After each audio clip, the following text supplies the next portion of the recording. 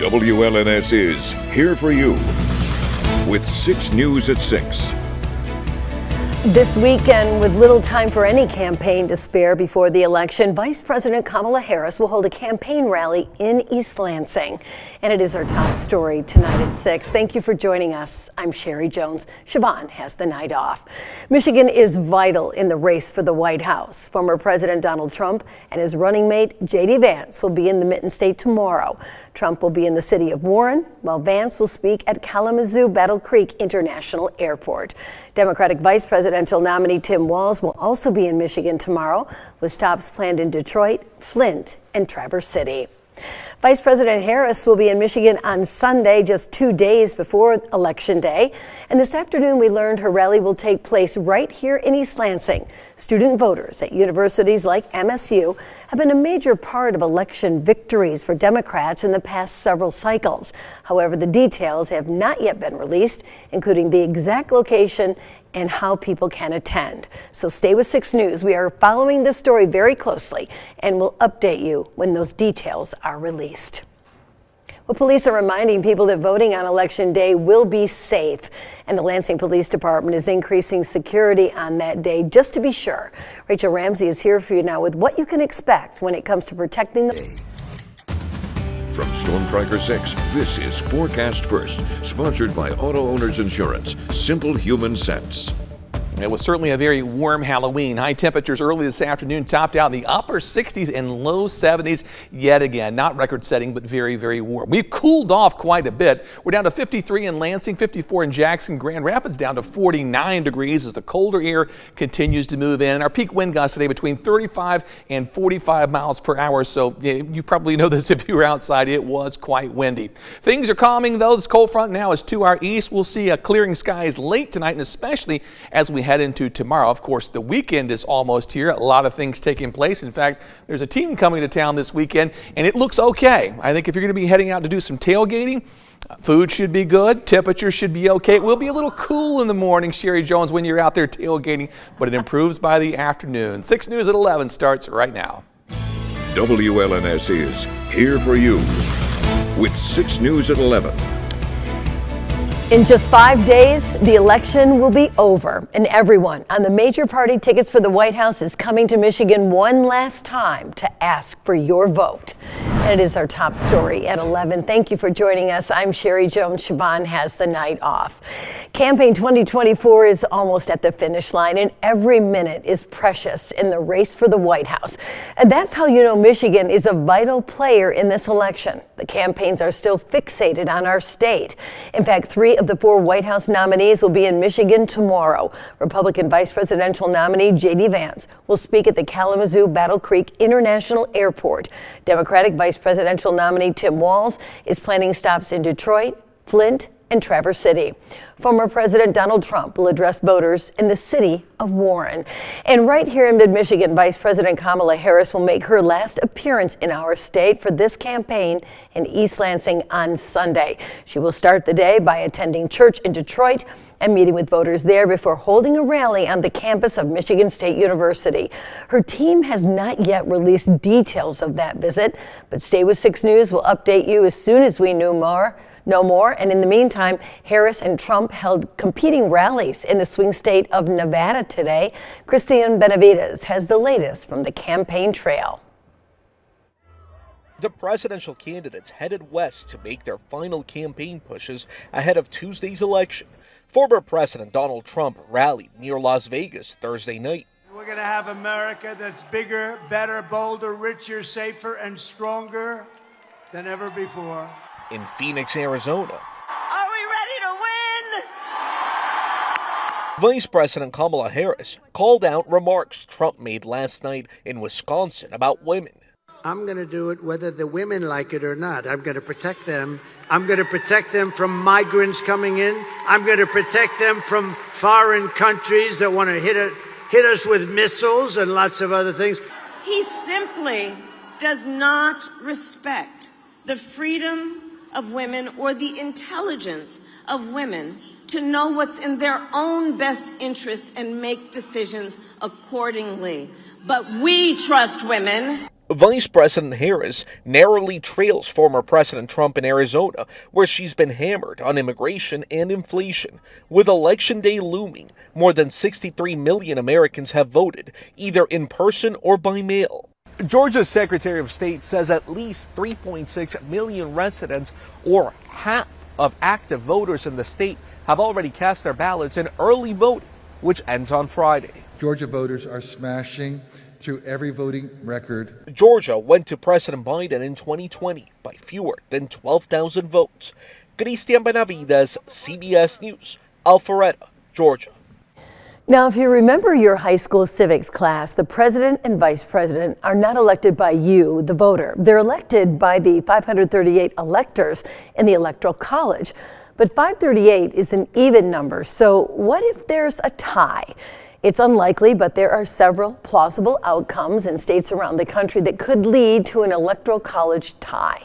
Now, if that happens, the chambers of Congress get to decide who wins the election when it meets to certify the vote on January 6th. The Senate would choose the vice president by a majority vote. Right now, Democrats hold a razor-thin majority in the Senate, but several seats in the Senate are up for a vote in November, and the certification vote takes place 3 days after the new Congress is seated. So there is no way to know which party would control the chamber. As for the president, the process is a little more complicated. In the event of an electoral college tie, the U.S. House of Representatives would choose the next president, but not in a normal vote. Instead, the members of Congress would be divided into their respective state delegations, and each state would get one vote for president. Again, this would take place after the new Congress is seated in January, so we can't know for sure which party would have the majority. However, this system strongly favors rural states with small populations, which means the Republican Party would likely have the advantage there. And because the two houses are selected separately, an electoral college tie could easily result in a sitting president and vice president from opposing parties. So stay with 6 News. We are your local election headquarters. We'll bring you everything you need to know in these last few days before the election, here on air, online at WLNS.com, and on the 6 News app. Well, 7 bridges in Michigan will be getting a facelift thanks to a multi-million-dollar federal grant. A new round of funding from President Biden's bipartisan infrastructure law will build, repair, and modernize 4 bridges in Detroit and 1 each in Lansing, Bay City, and Muskegon. Now, this $34.2 million grant will be rolled out through the Michigan Department of Transportation. It will help to provide reliable infrastructure, especially bridges that connect residents and visitors with schools, jobs, and critical services. It will also ensure people and goods can get where they need to go safely and efficiently. Well, police in Bath Township want your help tonight identifying the suspect in an armed robbery. It happened around 3 o'clock this morning at the Speedway gas station on Old M78. Now, according to the clerk, an unknown man entered the store armed with a bladed weapon. He demanded money and left with all the cash that was in the register. The man was wearing, as you can see, a red sweatshirt, black shoes with white soles, and blue jeans that were ripped or torn in the front. The number for the Bath Township Police Department is on your screen. Call in a tip if you can help solve this crime. Michigan State University is getting praise tonight from the Anti-Defamation League, which is applauding MSU for its efforts to address anti-Semitism on campus. The ADL is dedicated to calling out and addressing anti-Semitism and bigotry all over the world. And Jonathan Greenblatt, that's the national director and CEO of the ADL, sent a letter to MSU after the university shared details about its recent efforts on that front. And he praised a mandatory learning module that includes lessons on anti-Semitism as well as regular meetings conducted on campus to hear the concerns of community members. Greenblatt says the changes reflect a commitment to improvement, which is encouraging, quote, given the challenges faced.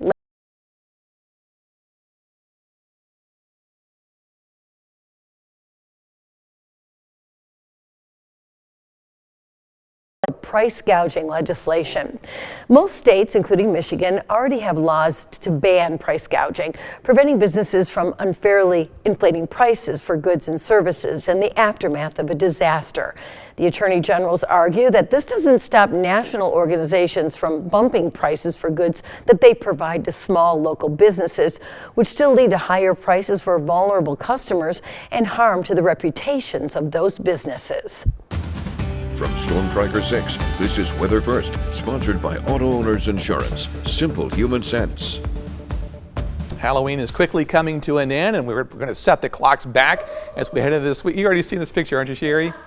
One more Halloween picture for you. Check out this guy. Gwen Schaefer sent us this of her pet from Okemos. You know what that is? It's a dog. It's a cowardly lion. The Little Wizard of Oz theme. I love it. That pup is ready for some trick-or-treating, is he? He's so cute. He is so cute. Thanks to everybody who sent in pictures of decorations, pets, kids, whatever it was. We certainly love seeing those. Temperatures tonight have cooled off in a big way. We're down to 53 currently in Lansing, 50 in Ionia, still 54 in Jackson. Wind speeds now around 15 to 25 miles per hour, still sustained at 28 for Lansing. We're still seeing some gusts over 30, so it'll be windy for a few more hours, then winds will calm as we head into tomorrow morning. Skyview Network tonight on the McLaren Cam, we're at 54 degrees, 71 was the high, wind gust today up to 32 miles per hour. In Grand Ledge tonight with still mostly cloudy skies out, we're at 52 degrees, wind gust was up to 41 miles per hour, only 1/100th of an inch of rain earlier today, so rainfall amounts are really light as those showers move through.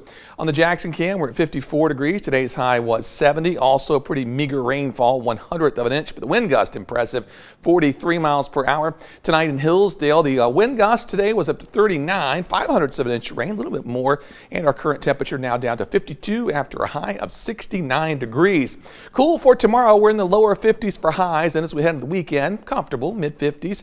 Back in the 60s for Monday and Tuesday, then it gets kind of cool late next week with a couple days stuck in the 40s, below average for a change. Light snow continues in portions of the UP. There was a dusting here and there, an inch or so of accumulation, but that is coming to an end as our system begins to push away from the region.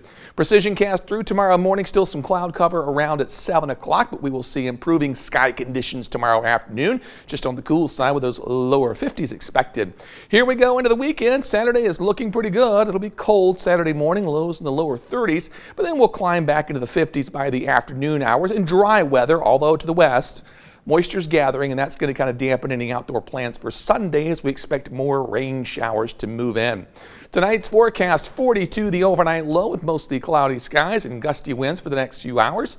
Tomorrow, less wind. Temperatures, though, will be comfortable in the lower 50s. Normal highs 54, so we're pretty close to that tomorrow.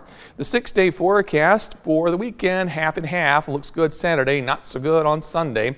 Monday and Tuesday, rain showers stick around, but it's warm again. Then another cold front clears that out. Another system brings a chance for mainly rain showers Friday and Saturday. I'm certain there'll probably be some snowflakes in the state. Could there be here? Lows in the mid-30s Saturday morning. It's possible, but shouldn't be a big deal. But I mean, we are heading into November, and many Octobers, many Halloweens, we've seen snow, so we're doing pretty good so far. Yeah, it really was a really great Halloween. I could take that win. It was just so warm out there. No kidding. Thanks, David.